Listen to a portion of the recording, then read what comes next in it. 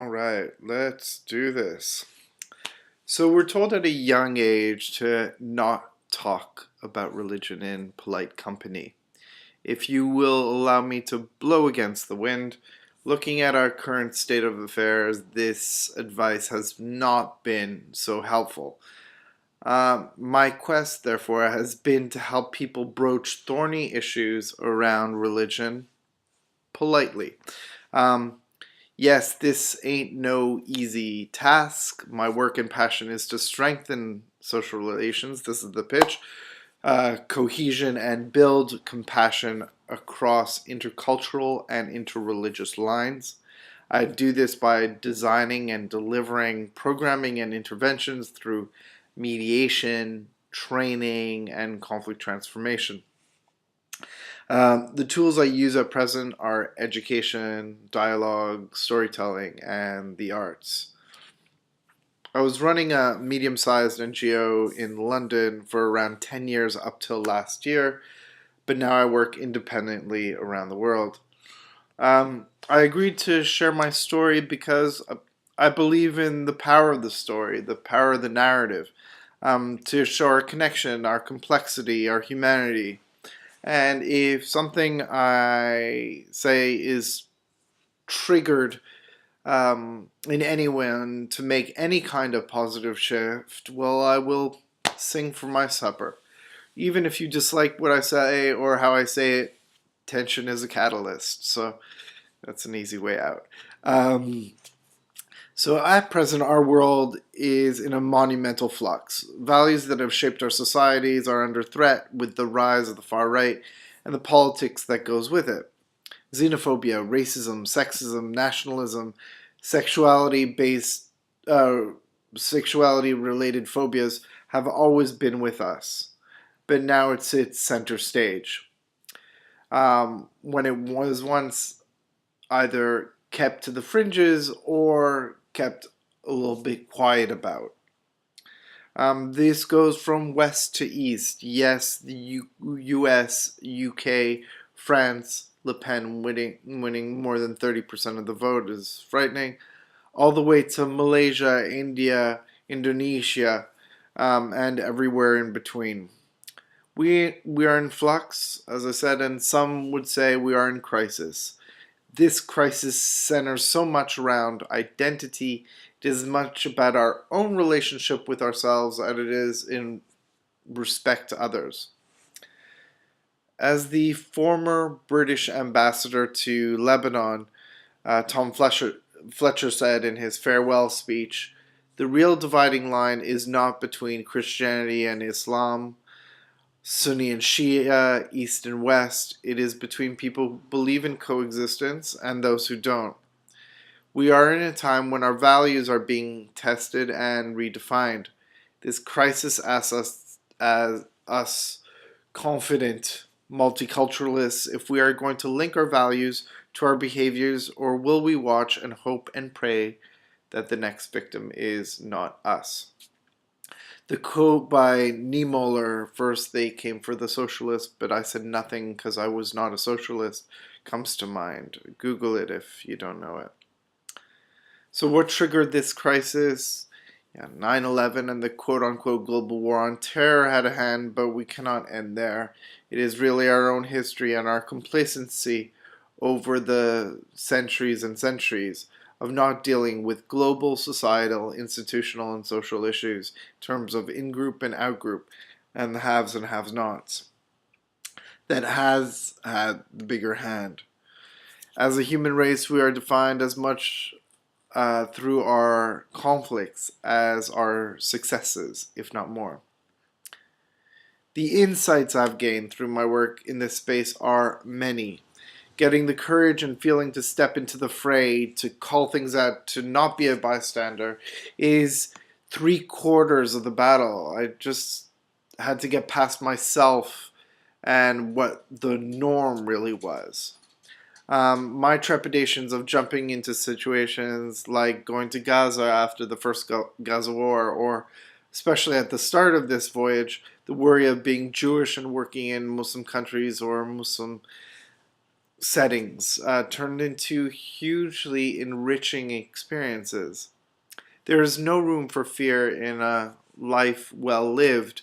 The world is small and people are kind. I learned this time and time again. That is a quote.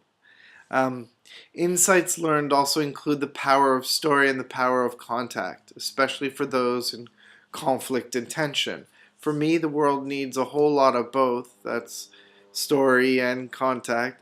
Um, for us to have any chance going forward. My overarching insight and the message that I try to push out there is that humans and groups are infinitely complex. It makes for a bad soundbite, but in my work, I may define myself, or I have defined myself, as born in Canada, but from Montreal, from the English side of the tracks. And I am Iraqi of Jewish origin, but whilst we went to an Orthodox synagogue, we ate bacon on Sundays. I am a Londoner, British, and a proud European living in Amsterdam. Told you it was a bad soundbite. But this is what I feel we need to push for. This is where the, I guess, humanization occurs. How do you define your values, your core values, is the question. My core values would be the code I have to interact with the world, and at the end, my values have to be linked to my behaviors. Um, and so, to name a few of the values, are respect, peace, freedom, safety, intelligence, equality, and justice. And it looks with the crisis at present, we can see how many of these are being mistreated. At the same time, the negativity over the past few years and months has been a catalyst. There is a wider movement happening, a movement with no clear name, but it is young and it is global. It takes the form of Black Lives Matter, the women's movement, Anonymous, Burning Man, yes, Burning Man, Movimiento 15M, Limud, Greenbelt for those who are religious, and many, many others, including online platforms like TED. These see people linked around the creation of inclusive spaces of learning and exchange and social justice issues. I am happy to have joined in with these dynamic movements, but I'm fortunate also to have had the opportunity to create spaces in schools, universities, within politics, and within the arts world where discussions around religion and belief can take place. In terms of change going forward, my hope, will, and effort is that I and others can redouble our efforts and use these spaces to explore and further define what we mean by our global shared values and renew them. And then make our institutions, that's corporal, legal, political, social, media, follow suit. While easy for us to fight for ourselves, what these, well, easy is a relative term. What these movements or the movement asks is for you to fight for others and live our values. It is about power. The time is key as we are seeing the crumbling and the takeover of our institutions. Yes, this is my work, but it is also hugely personal. With this movement of no name, I have my tribe or collection of tribes together. My people are of all races, lifestyles, and backgrounds.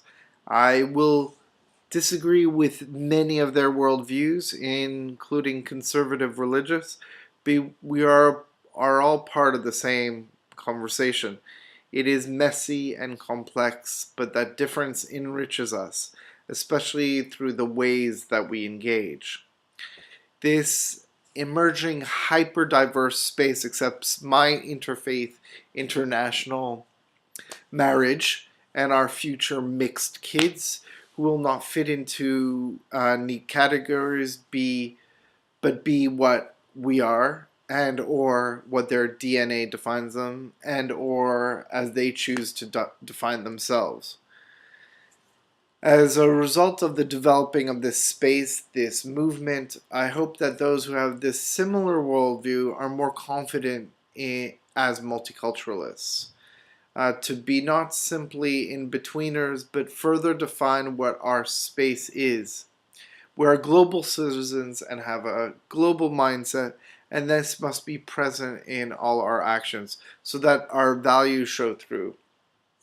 We should not simply be global, we must, as Haile Selassie put it, be multi-local as well. This is where our influence will be most keenly felt. Finally, it is important to note that this movement of no name has the potential to redefine our parameters as humans. The existing classifications of religion, gender, race, nationality are being challenged every day. And we're challenged to understand both language and look at our own misconceptions in that. But the mainstream is still fed the non-complex by, parts of our so-called leadership and influencers, bad, good, axis of evil, as well as the extremes. Again, my effort goes into extracting the complexity of the individual and of the group. So I'm pushing for an interpersonal or interworldview or intersectional dialogue. To me, this is what the future looks like. To conclude, we must define our story, the story of us. But first, in terms of the other, we must ask, what is my blind spot? People of a certain race, certain religion, certain ethnicity or worldview, we must challenge our own misconceptions and ignorances and reshape our attitudes, first and foremost by acknowledging our blind spots and then reaching out with sensitivity and curiosity. For example, parts of my family do not like Muslims or Arabs. This is because, having been born in Iraq, some were vilified by Iraqi Muslims at the time. I'm not condoning their views, I'm just saying this is possibly one of the elements that made them have this view. They are unable to distinguish between those who had vilified them and the entire population of Muslims in the world. I'm sure you know people like this as well. And are related to them. This is one of their blind spots, as they know it is not rational and know as Jews the destructive power of discrimination and stereotypes. One of my tiny steps for my family after endless hours of arguing with them, and wasn't work, this is social, was to bring a Muslim friend to dinner, simple as that, and create a safe space where they could ask no holds barred questions around Islam and Muslims. Such a small thing, but it shifted them a bit. At least it humanized a little bit more the Muslim experience. So this is a tiny call to action. Do your small thing. If it is setting up an encounter for others who hold discriminatory views, or to go to a Black Lives Matter event, or to learn about feminism and intersectionality, or to visit a place of worship other than your own, or to talk with someone who does not share your political opinion without judgment. Just reach out with curiosity, but do it with respect, kindness, and sensitivity, and listening. There are many, many resources and others who can help on your journey. Drop me a line. Every religion has what is called the golden rule. Do unto others as you would have done unto you. However, in my opinion, there is another better rule called the platinum rule, which states, do unto others as they would have done unto them. As in, treat others as they would want to be treated, rather than you would want to be treated. To get to that place of true empathy and compassion, we really must know the other. through contact and story. Only then, only through knowing, can we tell our collective story. And what a wild tale that will be. Thank you.